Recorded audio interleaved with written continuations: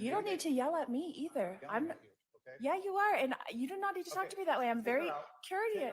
I'm very courteous to you. No, you have been nothing near courteous to me during the course of these proceedings. I know. You don't want to hear from her anymore, and neither do I. But every time my crazy cousin, Lori Vallow Daybell, gets in front of the camera, we learn something new. So I'm here to share with you just 5 things that I learned from her most recent interview with East Idaho News. Hello, beautiful humans. I'm Megan Connor, host of the Midlife Revolution podcast. And I've been keeping track of my cousin, Lori Vallow Daybell, as she has gone through her various trials. And she's awaiting sentencing, which is going to happen on July 25th, 2025, just a short time away. Now, I did do a complete breakdown, deep dive into this entire interview on my channel, but I know there are a lot of people who want to consume as little Lori content as they possibly can, so I muted her in that video and just read from the transcript. And now I'm doing an even shorter, more condensed version because I wanted to highlight the most important things that I learned and took away from this interview. Good to see you. Nate, such a pleasure. Have a seat. Happy birthday. Oh, thank you. Yes. So I want to start with Chad. Okay. So, number 1, right off the bat, we learn that Lori and Chad may not be on the best terms. I thought it was pretty funny how she came into the room just bubbly and happy until the interviewer asked her to talk about Chad, and her voice immediately dropped and changed. Watch one more time. So I want to start with Chad. Okay. You told me years ago. Today is my birthday. Today is your birthday. How old do you think that I am? And then she immediately changed the subject back to her birthday because she would much rather focus on her than the unpleasant truth about what's happening with her relationship with Chad. How often are you able to talk with him? So we aren't really speaking. I really wish that Nate Eaton would have let her continue to just go on after that question. I realized he was under a time crunch, and I thought he did a great job with this interview, by the way. He asked her some really tough questions. But you can tell Lori is really uncomfortable with this line of questioning because she immediately diverts it away. Nate opened the door and she walked through it. She did not want to talk about her relationship with Chad. She diverted the attention over to the mailroom. Now, what this tells me is when somebody says they're not speaking to someone, usually that means they're not on good terms. It usually means they're arguing or fighting about something or disagreeing about something. And there's a lot of speculation about what might be going on in their relationship, if you can call it that, since they're both in jail. But I wonder if the problem is that Chad is not speaking to Lori. I wonder if Lori has tried to reach out to him and gotten no response. Obviously, we can't know for sure, but what this tells me is that the relationship is not on good terms, and whatever obfuscation Lori wants to continue to do in the interview, we know Lori is not speaking to Chad or vice versa, or maybe it's mutual. But you still love him. Absolutely. Yeah. And you've said you'll be exonerated, and he will too. Absolutely, we will. Will that be before he's executed? Yes, Nate, before he's executed. You're well aware, I know that you are LDS as well as I am, right? And you're well aware that the 3 Nephites in 3 Nephi 28 were given the death penalty 7 times. So whatever Lori's claims are about the 3 Nephites and the death penalty, here's the second thing that I learned from this interview. She still believes that she is a member in good standing of the Church of Jesus Christ of Latter-day Saints. Now, Nate didn't address this in the interview. I assume he didn't want to give her any pushback in the moment. But after the interview was over, he indicated that she might be lying about that. Now, I don't know if Nate has some insider information or if he's heard from a church official, but so far, I have not been able to verify and confirm that she has in fact been excommunicated from the church. The only reason we know Chad has been excommunicated is because somebody leaked the letter advising him that there would be a disciplinary council. No one has leaked such a letter for Lori. Although I can't imagine the church leadership not excommunicating her, especially now that she's been convicted several times. However, until we have confirmation and proof of it, I'm going to assume that she has not been excommunicated.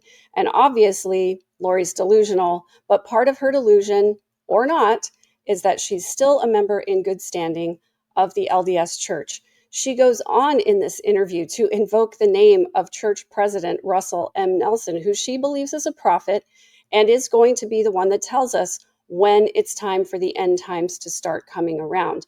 Now, there's a little bit of a Reddit rumor going on that the Church of Jesus Christ of Latter-day Saints is getting ready to drop the Latter-day Saints part of its name.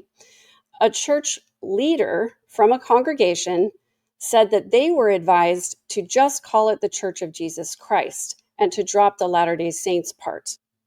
If that's true, it's very interesting considering that Joseph Smith claimed that Jesus himself told Joseph Smith the name of the church should be the Church of Jesus Christ of Latter-day Saints. Are they rebranding again? Because originally it was the I'm a Mormon campaign, and then Russell Nelson came out and said that the word Mormon was a victory for Satan.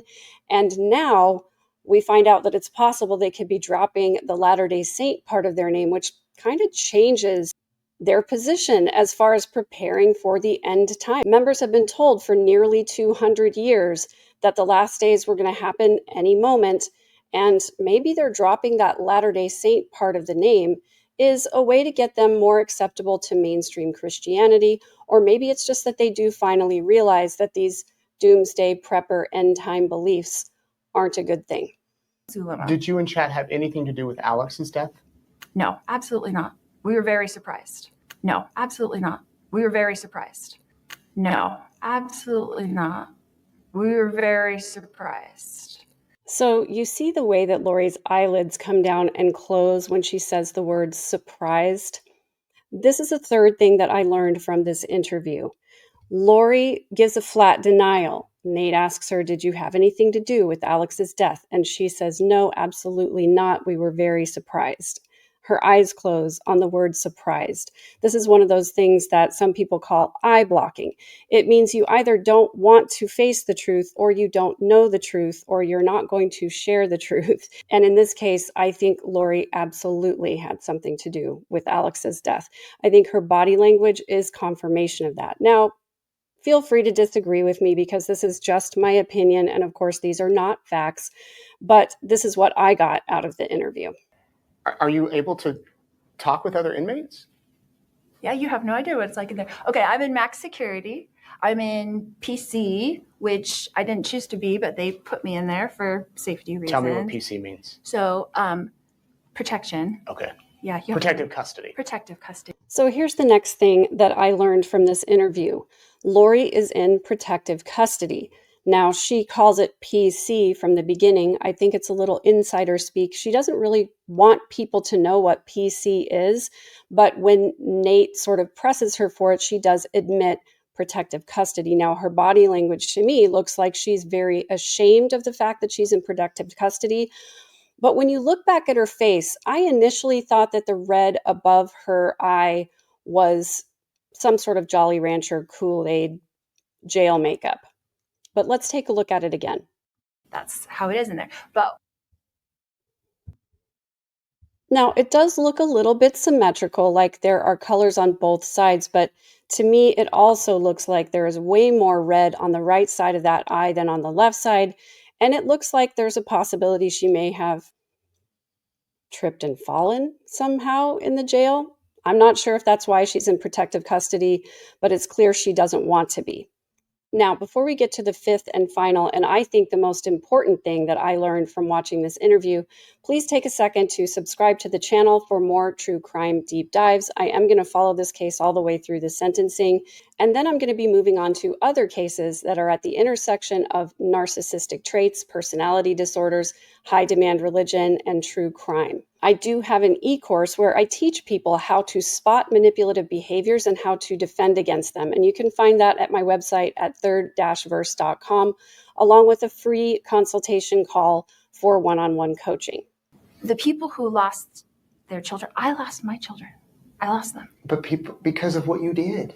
What did I do to them? You arranged with Alex to conspire to kill them. No, I did not. Absolutely not. Absolutely not. Did you know that they were in Chad's backyard? Or No, I did not know that. I did not know where they were. Alex told me that he was put them in a safe place. That's what he told me. So did you find out at the court, at the first trial? Is that the first time you'd seen those autopsy photos? Yeah, I hadn't ever seen them. I never looked at them before that. Now, it's definitely possible that I could have missed something over the years, but I think this is the first time that I've ever heard Lori say that she gave the children to Alex to keep them safe. Most of us have probably heard the phone call interview between Lori and her son Colby, where she basically pins everything on Tylee and says that it was her fault. But earlier in the interview, Lori mentions that Tylee died 2 days before her 17th birthday, which we know is not true. We have the forensic evidence and we have the pictures that prove that Tylee's last proof of life sighting was at Yellowstone National Park on September 9th, and Tylee's birthday was later in September. So Lori claiming that Tylee died 2 days before her birthday is inaccurate. And this is also the first time that I've ever heard her say that she gave the children to Alex to keep them safe. Now, when Nate asks her about the crime scene photos and she says that was the first time she's seen them in court, I actually believe her on this one because I think this is the only time throughout this whole interview that she didn't take a really long pause to think of an answer before she told Nate what she thought. Absolutely Did you not. know that they were in Chad's backyard? Absolutely Or not. No, I did not know that. I did not know where they were. Alex told me that he was put them in a safe place. That's what he So told me. did you find out at the court, at the first trial? Is that the first time you'd seen those autopsy photos? Yeah, I hadn't ever seen them. I never looked at them before that. That seemed like a pretty genuine response from her. So just to clarify, Lori didn't say that she gave the kids to Alex, but she said that Alex told Lori that they were in a safe place. I think that there is a certain amount of plausible deniability in this narrative where Lori really was able to say to people, they're safe, the kids are safe. And that was the answer she kept giving people all along. Now, I did say 5 things, but here's one little bonus thing that came up as I was reviewing this footage. Again, here's something that I found really telling in Lori's interview. And I almost used to think of you as the Judas. Me? Was I on the dark list? No, but this is what I'm saying. There's a Judas. People think that Judas is a villain. That little hesitation when Nate asked if he was on the dark list, she said no, but, and then she looked away like, oh crap, I just revealed the fact that there actually was a dark list. That was pretty telling. And here's one last one just because I can't resist. Judas was a vessel for God's plan to come to fruition.